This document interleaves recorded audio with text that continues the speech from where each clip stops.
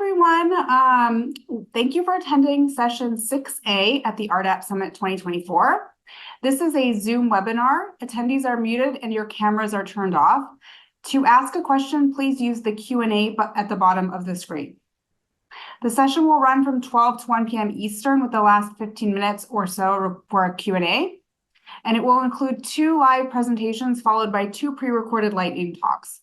You will be able to ask questions of presenters from both live and recorded talks at the end. Please indicate the presenter or presenters you would like to direct your question to, and we'll save all questions until the end of the session. After the session, please feel free to drop questions and continue the conversation in the session chat in FeedLoop. The Research Data Access and Preservation Summit organizers are committed to providing an environment where all attendees can participate fully in the program and activities without fear of harassment or discriminatory behavior of any kind. There is a code of conduct helper available during the session, and that is Barbara Esty. They are identified as a COC helper in FeedLoop and Zoom. You may direct messages to them in FeedLoop if you need assistance. They can give you the code of conduct email address or the link to the incident report form if needed. For the first presentation, we will hear from Patricia Condon and Wendy Potier from the University of New Hampshire. Hi. Share my screen.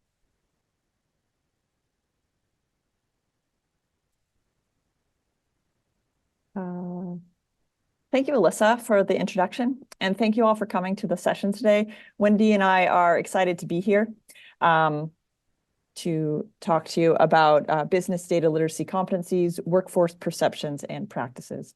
Today, we'll be presenting on a recent survey that we conducted.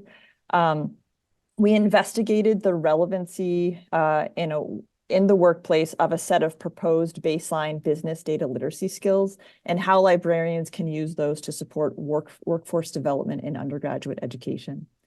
First, I'm going to introduce the background and the methodology of the study, and then Wendy is going to discuss some of the findings.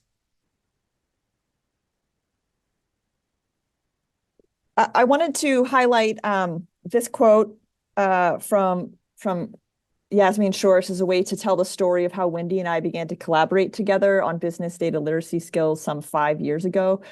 Data information literacy skills are relevant even if students do not go on to advanced degrees. The majority of individuals receiving post-secondary education in the United States seek a bachelor's degree as their terminal degree. Moreover, these skills are critical to most aspects of business today.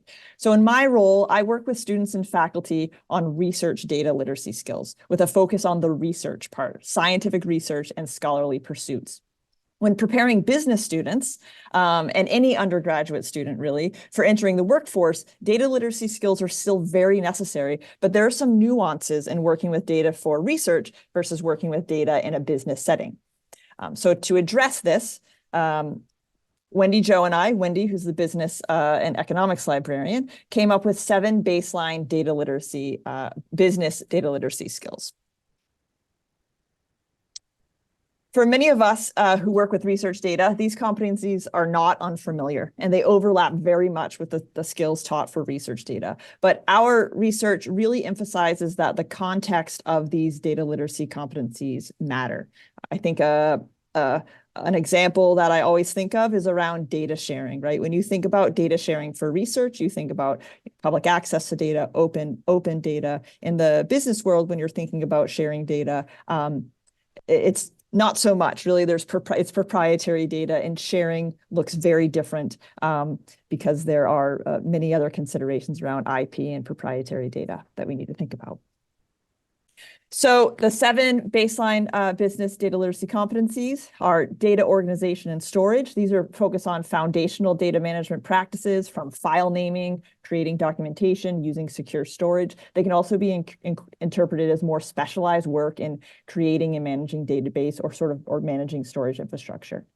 Understanding data used in business context involves identifying sources or potential sources of data, thinking critically about that data, providing access, locating, acquiring data, evaluating the quality of data sources. Number 3 on the list involves critically evaluating how data was generated, who created it, how it is being analyzed, interpreting it, considering the relevancy of that data and the currency and data quality.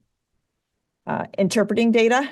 This highlights the importance of knowledgeably decoding data in order to apply the findings effectively. It includes comparing data with other findings and also applying critical thinking to the data. Data-driven decision-making emphasizes that data has the power to affect change by enabling decision makers to make deliberate and informed choices, sort of asking questions based on the data and contextualizing sort of data to specific scenarios. Communicating and presenting effectively, that's sharing data in written and oral presentations, creating charts, graphs, presenting it for decision-making purposes, and creating reports that incorporate the data. And then the seventh is data ethics and security. This embodies the responsibility to approach the collection, interpretation, use, and security of data ethically and with integrity. It's both in creating and also following policies around sharing data, cyber infrastructure, data governance, and access controls. So these business data literacy competencies were drafted as baseline competencies for preparing students to enter the workforce through our experience and expertise, but without input from stakeholders. And our current study looked at identifying the value of these baseline skills for the workplace. So the purpose of this study, this survey that we're talking about, was to investigate in what ways the proposed baseline business data competencies can translate from the undergraduate classroom into workplace applications. So we surveyed working professionals who currently are employed within the supply chain and logistics industry in the United States and Canada to develop a better understanding of how the data literacy competencies align with their current workforce practices. The survey addressed workers' self-perception of data literacy skills and in what ways the competencies are reflected in their daily work. So the two research questions that guided this were: in what ways do the proposed data literacy competencies align with professional data literacy practices in the context of workplace for supply chain and logistics? And then how can these findings inform librarians' approach to teaching data literacy to prepare business students to enter the workforce? So this was an IRB approved study. It was an online survey that was about 20 questions and took about 15 minutes. The survey included personal and professional demographic questions, a series of Likert-like questions asking about participant use of data literacy competencies in their current and past job. There was an incentive. Participants could opt into a drawing for a $100 cash gift card. 20 names were randomly drawn to receive the incentive.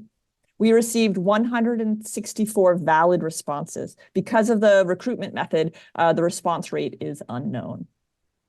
And with that, I'm going to pass it on to Wendy Jo to discuss the findings. Thank you, Patty. And again, thank you all for being here. So we'll now share some of the findings from our study. We asked our respondents to share demographic information in various categories, including their employer company size, years working in the industry, gender, race, and education attained, to look at how data literacy skills might be distributed within the workforce or across the workforce. So a sample of those demographics are shared here, focusing on education attained and years working within the industry. On a broad level, the findings of our study suggest a pervasive use of data within the workplace and begin to explore discrete aspects of those data literacy skills needed by employees to work with data in their jobs.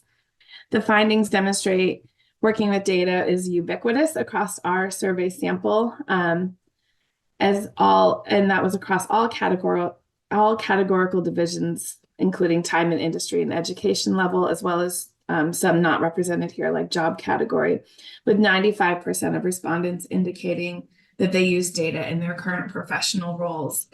One respondent shared a comment. We had an optional comment section, so we'll share some of that information with you. That captured this finding quite succinctly by saying data is absolutely a critical element across pretty much all business disciplines. Next slide, Patty. Thank you.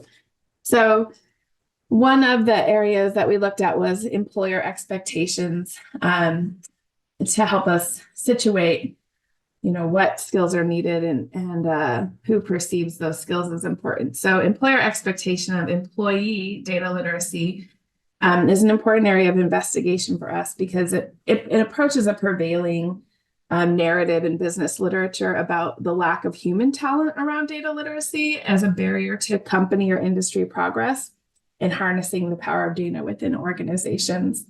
The findings note employer expectation of these specific skills being highest in 5 areas of data literacy. The first 5 areas, from presenting with data down to identifying available sources of data.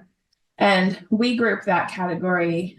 We kind of grouped these these skills into 2 categories in this results. The first being non-technical skills. So those first five results, or 5 activities that are ranked most highest are non-technical.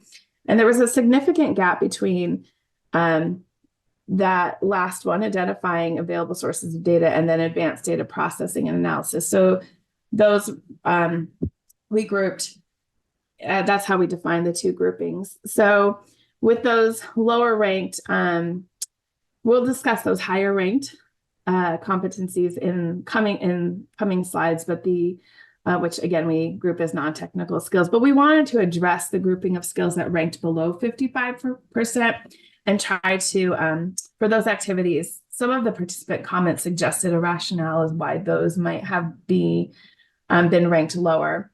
So comments suggest that some participants view data ethics and security as activities that are delegated to specialized information technology or IT teams.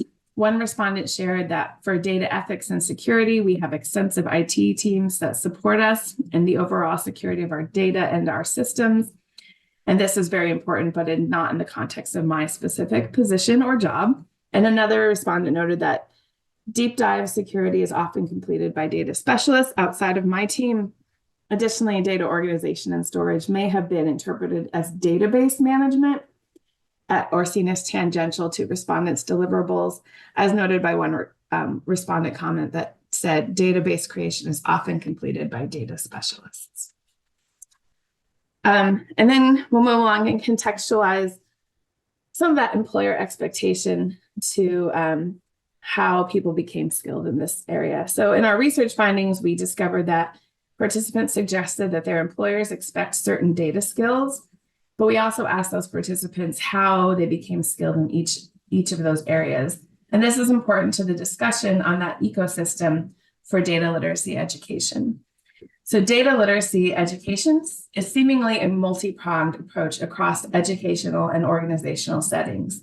And while higher education plays a key role in data literacy development, less than 50% of respondents indicated that they became skilled in these data-related areas through their education. However, more than 90% of our respondents have attained at least a bachelor's degree. In general, respondents overwhelmingly indicate that they learned these skills on the job. One participant who holds a bachelor's degree noted in our comments, all of my data skills and knowledge were gained on the job or by my seeking out resources. And another participant commented on how different avenues for acquiring skills are complementary but serve different needs. So on the job and experiential knowledge is crucial for staying abreast of changes and advances, but formal education is important for a solid base. So this comment speaks to the value of broad development of data literacy to establish baseline competencies or a solid base. And we'll go on to that next slide. Thanks, Patty. And then this survey data suggests that respondents rank, again, 5 categories highest in terms of importance in conducting work, using data to make decisions, interpreting data, presenting with data, evaluating sources of data, and identifying available sources of data. And these 5 data-related activities are the ones that we categorize as non-technical skills. They emphasize critical thinking, problem solving, communication, decision-making, adaptability, and domain knowledge. And the broad need for these non-technical data literacy skills in the workplace is echoed in business literature. And one particular is a recent Harvard Business Review article by Josh Bearson and Mark Zhao Sanders. And then in 2022, Patty and I we used the ACRL framework to map the relationship between our proposed business data literacy competencies and information literacy underscoring the similarity of the core concepts between the two. And with that relationship firmly established through our work, through work that we see of our colleagues and in the literature, and then these findings emphasize that need for non-technical skills, the role of librarians in helping provide students with skill development that is vital to their success in the workforce becomes increasingly apparent. We'll move on now to our conclusion. We're getting close to our time. So harkening back to our research questions that Patty presented earlier in the slides, the findings of our study suggest an alignment between data literacy, the data literacy competencies we've proposed, and professional data literacy practices in the context of the workplace, and in our sample specifically supply chain and logistics industry professionals. In particular, the activities related to the competencies of interpreting data, understanding data used in business, data-driven decision-making, communicating and presenting effectively with data, and evaluating the quality of data were reported to be frequently used, important to job duties, and perceived as expected skills by employers. So while the proposed competencies were initially drafted without any input from stakeholders, this study provides support for their value as baseline or base level skills. And our findings have been written up, and we hope that they'll be published later on this year. So stay tuned. And the outcomes of this research ultimately lead to help our understanding to create a more data literate undergraduate student, to empower our campus alumni. But this study also seeks to expand our understanding of data literacy in business settings and how these proposed competencies sit within professional environments. Through grant funding from Emerald Publishing and Risa Brass, a big thank you to those organizations. We will be conducting a follow-up in-depth interview with select survey participants to further explore what we learned in this study and to explore data literacy competencies in workplace environments. So thank you. Thank you very much. Thank you. So for our second presentation, we will hear from Bailey Sterling and Katie Pierce-Ferrier from the Network of the National Library of Medicine, Region 3. And please go ahead. We'll take questions at the end through the Q&A in the bottom. Welcome. Thank you, everyone, for joining us today. Katie's pulling up our slides at the moment. Thank you, Katie. My name is Bailey Sterling. I'll be presenting today with my colleague, Katie Pierce-Ferrier. And before we dive into talking about how we shepherd new data professionals into data librarianship, I do want to tell you a little bit about our organization. Katie and I both represent the Network of the National Library of Medicine, or NNLM. Some of you may have heard of our work. Some of you may have not. So let's answer the question, what is NNLM? Next slide. Many of you may have heard of NIH, or the National Institutes of Health. NIH is the nation's leading research agency and is composed of 27 different components called institutes or centers, including some that you might be familiar with, such as the National Cancer Institute. Next slide. One of those institutes is the National Library of Medicine, or the NLM, which is the world's largest biomedical library. I could really talk ad nauseum about the amazing things that NLM does and offers, but in the interest of time, I'll just tell you it's an amazing resource. So we have NIH, and then we have NLM, and then down at the bottom, I don't want to say bottom, really under NLM, we have the NNLM, and NNLM is the organization that Katie and I represent. NNLM is the outreach arm of the NLM, and we work to spread awareness about the awesome things that NLM does and offers. Of course, because NNLM is under the umbrella of the National Library of Medicine, we're focused on health literacy, progress in medicine, and public health. Data science is, of course, integral to all of these areas. Katie and I represent Region 3, which you can see here on this map in green, which includes the states of Arkansas, Kansas, Louisiana, Missouri, Nebraska, Oklahoma, and Texas. Katie and I work together year-round. to support the skill building of the next generation of data librarians. And one way that we do that is through internships each spring. We offer at least 2 internships each year, and one of them is always focused on data projects. Katie handles the meat of those projects, those data projects. And Katie's going to talk more about like what they do with the students in just a few minutes. But I thought I would just give kind of a general overview of how we handle the administrative side of those internships. As I mentioned, they take place in the spring. The internships take place in spring, but we really start talking about them the summer before. So for the interns that we have right now, we do have interns right now. Conversations really began in July of 2023. After solidifying our plans and selecting projects, we began promoting the opportunities in November. So that would have been November of 2023. And applications typically open in November as well. In December, we close the applications, review them, and then select and notify applicants. And this is kind of a quick turnaround, but it makes the selection process really exciting. Next slide, please.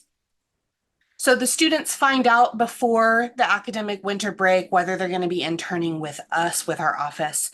After the academic winter break, so the end of December to the beginning of January, I work with students and academic advisors and internship supervisors like Katie to complete all the necessary paperwork and get the ball rolling on the actual work of the internships. We hold a kickoff meeting in January-ish. This year it was at the beginning of February, and then students work on their projects until the end of April. During that time, they also get coaching on how to deliver insightful and compelling and interesting presentations to an audience with varied interests, because at the end of the day, their final presentation is to an audience of people from varied backgrounds. So we want to make sure they can present to everyone's interests. Once April rolls around, they do give a 20-ish minute presentation on everything that they've accomplished over the course of the semester. And this is a real highlight in the year because it's an opportunity for our students to show off to their academic advisors, but also to show off to and meet with future colleagues. So after the presentations in the last week of April, we tie up any loose ends. We send progress reports to the students' academic advisors at their schools so they can have a record of their students' journey. And in a very small nutshell, that's how our internships work. I could talk for a full hour about our internship program, but at this point, I'm going to hand everything over to Katie to talk about the projects that they've worked on with our students.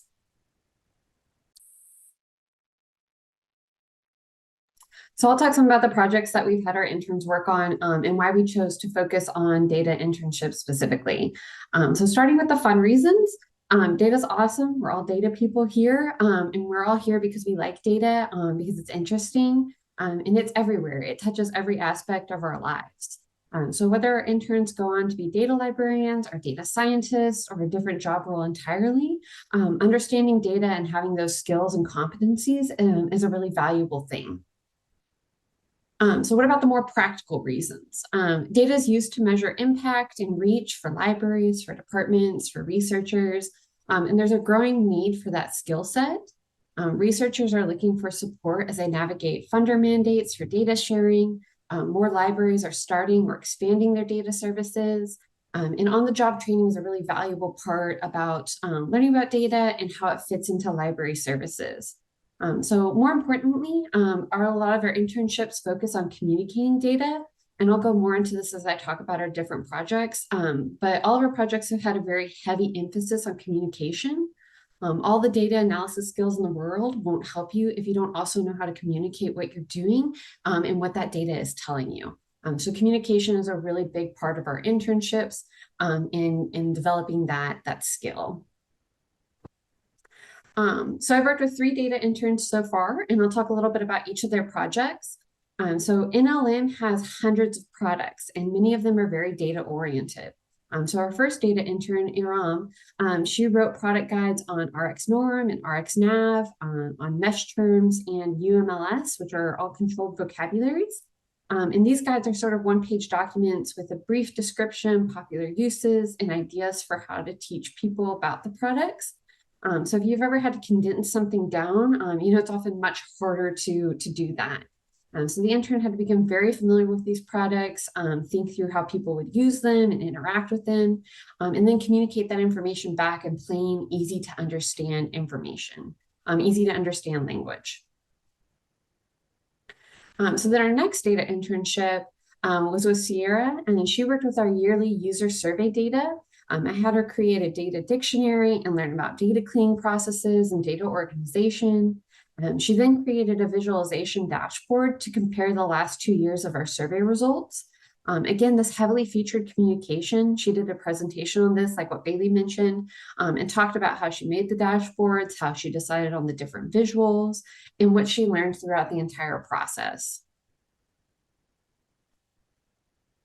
And then finally, our current intern, Nikita, she's working with me to create a webinar about NLM Scrubber, which is a natural language processing tool that de-identifies clinical text data. Her main responsibility with this is to learn about NLM Scrubber and other de-identification tools, talk about some of the pros and cons of each of them, and how they're unique.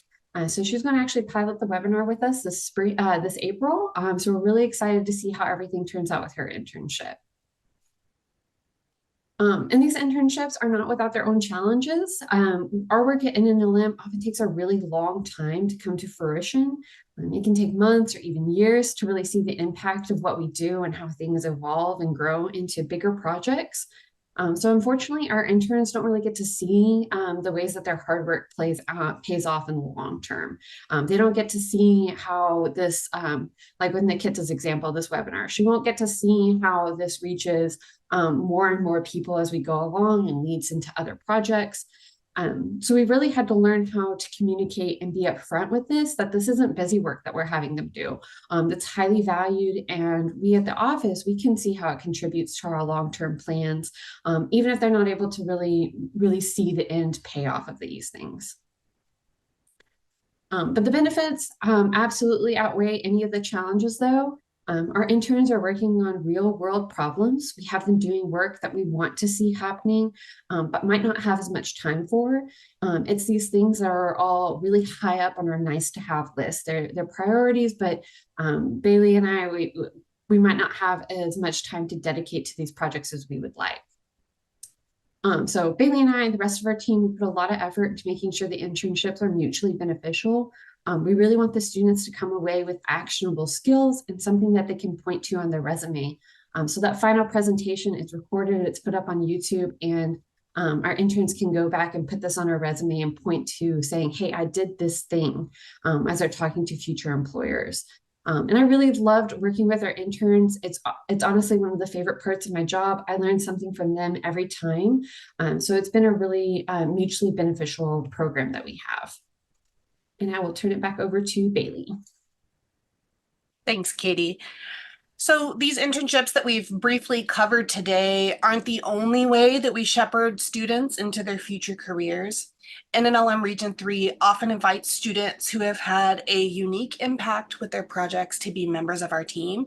In fact, several of our regular staff members, including Katie and me, are folks who collaborated with NNLM as students.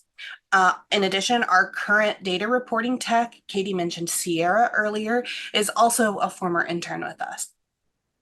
In addition to internships, I do want to mention our other primary student engagement opportunities. So we have our internships in the spring, and then kind of during our internship off season, so to speak, from May until December, we have the Student Development Award.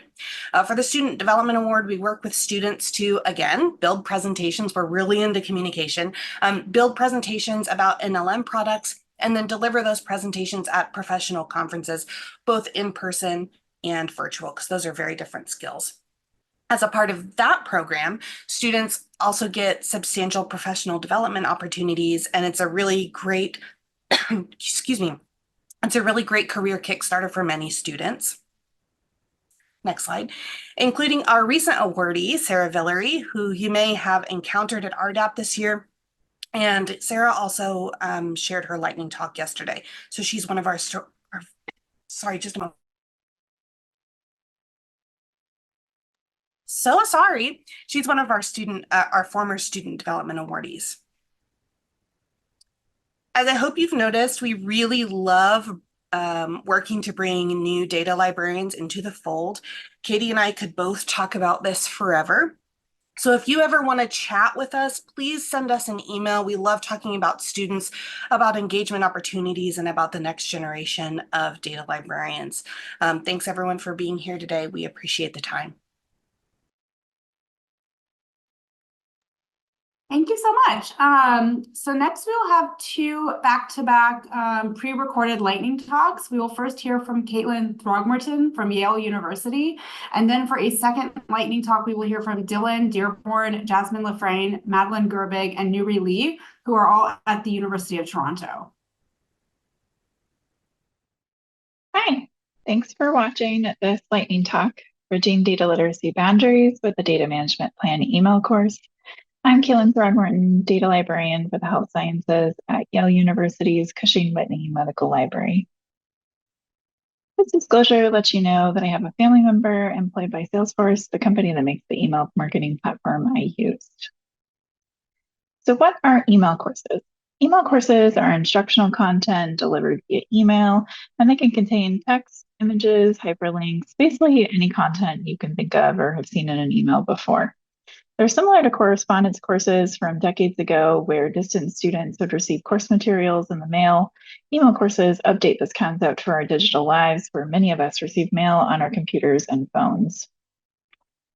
Users are regularly telling me that they want this kind of content, accessible, on demand, on their timeline. Because it's delivered via email, which love it or hate it, we pretty much all have, that means that there's no need for users to learn a new interface like Canvas. From the library perspective, I value the automation as well. It frees me up to focus on other instruction and services. The course content has been created to be evergreen so that it can support users in writing data management plans for any discipline, though it does mention specific funders like the NIH or National Institutes of Health. And finally, because this content arrives gradually, it allows users time to process it. And I really think that this is the key data literacy piece. Data management is a wide and deep topic, and this course encourages exploring that. And in the event that the user gets pulled away, emails keep arriving, prompting them to re-engage and build on their learning. Course planning for this started in early 2022 with an initial pitch to our university National Institutes of Health Data Management and Sharing Policy Advisory Group, as well as to an internal library group on instruction. Both were pretty enthusiastic about the idea, so I started writing and designing emails and loading them into our email platform. In parallel with creating content, I worked with IT to build out the technical implementation. So they're experts on our email platform. They hadn't created anything quite like an email course before. So there was back and forth and exploration to test out ideas and figure out solutions. But eventually we were ready to pilot the course to colleagues and user groups. And after collecting and incorporating that initial set of feedback, we launched the course in late 2022, which coincided with the NIH's policy launch in 2023. We were able to promote the course in announcements and resources for the NIH policy shift, and signups get plugged every month alongside synchronous library instruction in our monthly instruction newsletter. When someone signs up for how to write a data management plan, they receive 6 emails in the flow illustrated here. After signup, there's a brief waiting period as the backend trigger sometimes needs a day or two to retrieve signups and start sending, and then the first email arrives. It's short, introducing data management and why it's important, and it also refers people to our library for questions. Then the core 3 emails arrive. These emails are the meatiest, containing definitions, explanations, examples, resources, and activities. They're also the longest 3 of the 6, so 4 days elapse between each one, give participants time to process the information and build up their data management expertise. And the final 2 emails, one covers resources outside of our library, like sponsored projects, budgeting, privacy, but directs people to appropriate points of contact. And in the last and final email, data management principles are summed up, and I direct people to an assessment survey as well as my contact information for further questions.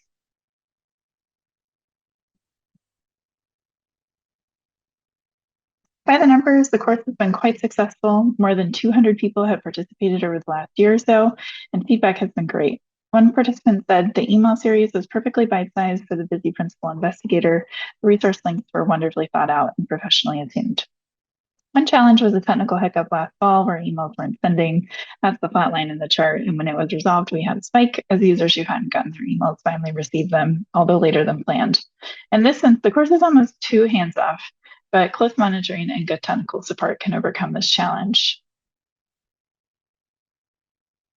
If you're thinking about creating an email course, my recommendations are get support where you need it. This could be in the form of acquiring and or learning an email marketing platform, consulting IT design and marketing experts, and collaborating across campus. I also suggest spending time exploring email marketing and reviewing email course examples. Finally, keep iterating and improving and collaborating. Right now, I'm learning a lot as a few librarians in our library launch email courses on other topics. If you go on to launch an email course of your own, I hope this talk helps you get started. Thanks for listening. And real quick, a quick shout out to Venkat and Dana, without whom my email course wouldn't have been possible. And finally, I have additional tips and links about email courses and these slides on OSF. Thanks again, and see you in the Q&A. Welcome to our lightning talk, Just Add Disciplinary Data, Developing a Customizable RDM Instruction Template. My name is Nuri, and I'll be representing the team today. Our team consists of Dylan, Jasmine, Malin, and myself, and we work at the University of Toronto. I'll go over a pilot project where our team came together to create tailored research data management instruction for graduate students in the departments of chemistry, physics, astronomy, and astrophysics. The University of Toronto is an R1 institution in Canada. We hold 3 campuses with a network of affiliated and associated institutions, including 14 research hospitals. Historically, RDM services and instruction from the library has been provided by our RDM coordinator and data librarians, as well as a small handful of librarians across the campuses. The library RDM team also disseminates research data management information across the university community by working together with other institutional units. At U of T, the need for having more librarians provide RDM support and instruction has grown, as the core library team does not have the capacity to meet increased demands. The library RDM team has found in a few studies and focus groups that dividing out instruction by subject area would provide the best value, as it could be tailored down to audience. To put this into practice, 2 subject librarians, chemistry and physics and astronomy, we were approached about piloting this type of discipline-specific instruction. So here's a general outline of how our project progressed, and I'll be going over some examples of the work that we did. So here's a snippet of the table we worked on to compile research data management topics. As a group, we discussed what topics would be important for student researchers to know. And once the topics were determined, the subject librarians then went in to add disciplinary examples and what would relate better to intended audience. Once our table with all of the examples was completed, a control slide and subject template slides were created. The initial template slides were exact copies of the control, where the subject librarians were to change the indicated areas with disciplinary examples. Here's a snippet of the control slide, with this one indicating how the librarian is to use it. When tailoring the template slides for subject examples, we agreed to add sections such as file naming, data documentation, journal policies, data deposit, and activities related to these topics to gauge whether or not students were understanding everything. Here's a snippet of the template slide for the topic of data documentation. This slide is intended to have subject-specific examples, and once updated, that orange bar at the top of the slide would be removed. This is that same data documentation slide in the chemistry template. This example demonstrates how different chemists have provided their data documentation for their publications and associated data sets. And here is the same data documentation within the astronomy template slide. This specific example looks at the James Webb Space Telescope and how they document the workings of their telescope cameras and respective filters. There are also scripts for each of the slides. So here you can see the example of a prompt and script. The librarian can choose whether or not they would like to use the prompt to guide their instruction or read out the full script if they feel more comfortable doing so. Starting from the fall of 2022 until present, we've provided about 8 instruction sessions to graduate students within our departments. The initial sessions were attended by the entire team to monitor the flow of the session and also to keep notes of what slides needed better clarification. These notes were then used to update the information of our scripts as well as our control slides. Here's an example of our living track changes document updated by our data librarian, so that with each new instruction cycle, the subject librarians were aware of what updates were to be made to their template slides. We do see benefit that comes with this model, and it's mostly a way for librarians to create more avenues to be able to work with researchers in their departments. We found that it was hard to choose examples as researchers work differently within the same discipline. So for example, chemists who work with spectroscopy are very different from crystallographers. So depending on the examples we use, we found that it could be hard to resonate with students depending on their research areas. Although the project is manageable between the 4 of us, we do expect that adding more subject librarians will make it harder to maintain informational consistency across all of our template slides. Going forward, we hope to work on some things such as a formal way to assess each instruction session, and we're hoping to also start recruiting other subject librarians who are also interested in working within our pilot projects. Thank you for tuning into our lightning talk today. Great, so now we have a fair bit of time for questions. So for those of you who have typed into the Q&A, I'm going to start. Okay, it looks like there's no other questions coming in. So thank you to our presenters and audience for participating in this session, and we'll see you in our next session, which is a poster session from 1 to 1:45 p.m. Eastern. Please note there will be a new Zoom link for the next session, which you can find in the Feed Loop Sessions tab.